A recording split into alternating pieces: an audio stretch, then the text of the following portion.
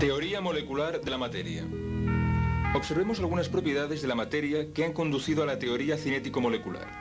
Veamos la materia en cada uno de sus tres estados. Sólida como la tiza, líquida como el agua y gaseosa como el aire de esta probeta. Veamos cómo se mezclan los gases. Colocamos esta ampolla que contiene bromo en el interior de la probeta y la rompemos. Por el color notaremos que el vapor de bromo se difunde lentamente en el aire. Las imágenes tomadas en cámara rápida permiten acelerar el proceso 60 veces. En realidad, el bromo necesita 23 minutos en difundirse en el aire de la probeta. ¿Cómo es posible que una sustancia pueda pasar a través de otra? Consideremos el aire. La teoría cinético-molecular se basa en la suposición de que toda materia está constituida de diminutas partículas, en constante movimiento, llamadas moléculas. En un gas, las moléculas están muy separadas y se mueven con gran libertad. En nuestra probeta hemos dejado que las moléculas de bromo se difundan entre las moléculas de aire, que obstaculizan al bromo, y por ello la difusión es muy lenta. Si nuestra hipótesis es correcta, podremos hacer predicciones que concuerden con las observaciones. Supongamos que no haya moléculas de aire que frenen en la probeta. ¿No se difundiría el bromo más rápidamente? Probamos esta predicción extrayendo el aire. Ahora el bromo llena la probeta instantáneamente, como predecíamos. Supusimos que las moléculas están en movimiento. Para comprobarlo, introducimos humo en el aire y a través del microscopio vemos las partículas de humo en movimiento. Estas son golpeadas por las moléculas de aire que son demasiado pequeñas para poderlas ver. Este movimiento se llama movimiento browniano. Pero aunque las moléculas tienen un tamaño y peso muy pequeño, su número es infinitamente mayor de lo que podemos representar aquí. En 1 centímetro cúbico de aire hay tantas moléculas como granos de sal de mesa en un cubo de 1 kilómetro de lado.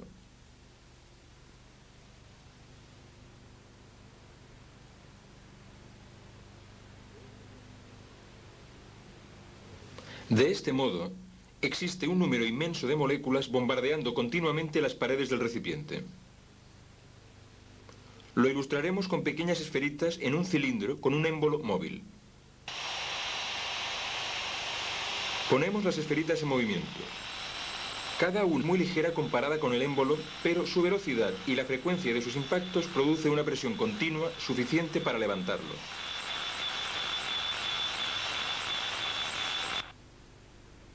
Las moléculas aceleradas de un gas tienen un efecto similar que podemos medir como presión del mismo. ¿Qué condiciones varían la presión de un gas? Si introducimos más gas en este cilindro de volumen determinado, un mayor número de moléculas chocan con las paredes y la presión aumenta. Si dejamos salir gas, la presión disminuye. Al enfriar un gas, vemos también que la presión baja. Para interpretar esto, supondremos que al enfriar una sustancia disminuye la velocidad media de las moléculas y por lo tanto su energía cinética se reduce. Los impactos son más débiles y la presión es menor. Por el contrario, la presión aumentará calentando el gas. Existe otro factor que debemos considerar en nuestro estudio de esta teoría. Cualquier materia se atrae con cualquier otra materia, por lo que cada molécula se atrae con todas sus vecinas. Esta atracción tiene poco efecto en un gas, donde las moléculas están muy separadas y se mueven a gran velocidad. Podemos ver un efecto semejante con una bolita de acero moviéndose cerca de un imán.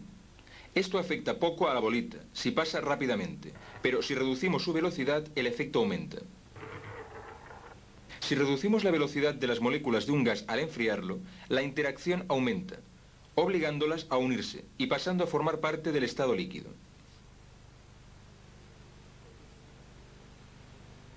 Este es el proceso de una condensación que podemos observar enfriando vapor de agua.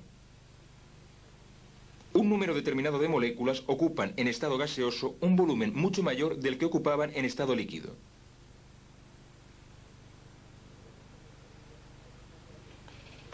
Podemos condensar un gas aumentando la presión sobre el gas, lo que une a las moléculas aumentando el efecto de su atracción mutua.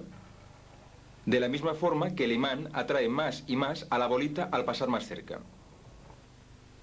El efecto es el mismo que con el del enfriamiento, un cambio de estado de gas a líquido. Observemos ahora las características de la difusión en los líquidos. Tenemos permanganato de potasio y agua. Como las moléculas están mucho más juntas en el líquido que en el gas, podemos esperar una difusión más lenta. Observemos el proceso de difusión a cámara rápida, ya que se necesitan 18 horas para completarlo. Aunque las moléculas de un líquido están muy próximas entre sí, pueden moverse al azar.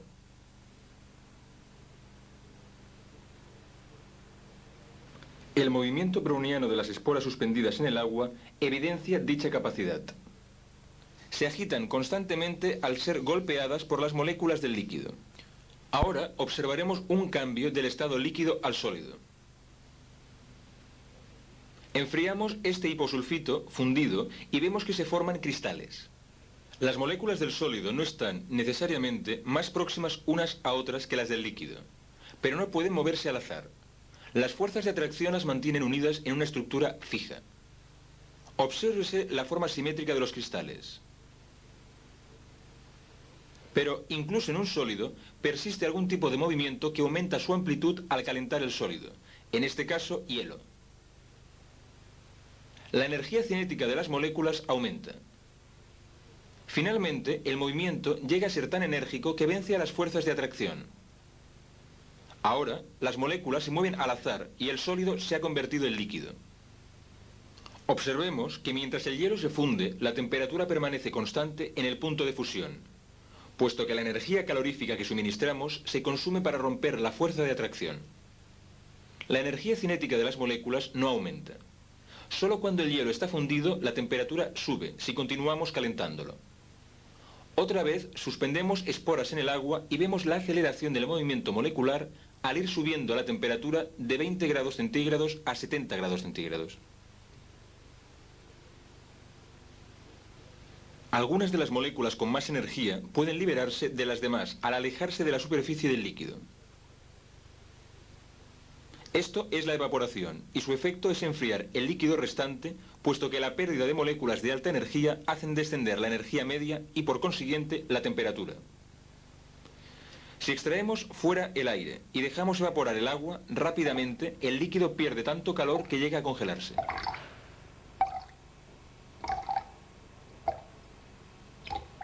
Volvamos al agua que estábamos calentando. La temperatura continúa subiendo hasta alcanzar el punto de ebullición. La energía cinética media de las moléculas es tan elevada que todas pueden evaporarse a la vez. Una vez más, la temperatura permanece constante durante el cambio de estado, ya que la energía calorífica se emplea para liberar moléculas. Ahora están muy separadas, moviéndose con gran libertad y velocidad. En condiciones normales podemos considerar nula la influencia de unas sobre las otras. Sólido, líquido, gas. Los tres estados de la materia parecen completamente diferentes en nuestros sentidos. Sin embargo, las diferencias que hemos visto se deben simplemente a movimientos moleculares distintos. La materia, en sus tres estados, puede considerarse compuesta de pequeñas partículas en movimiento. Esta es la suposición fundamental de la teoría cinético-molecular.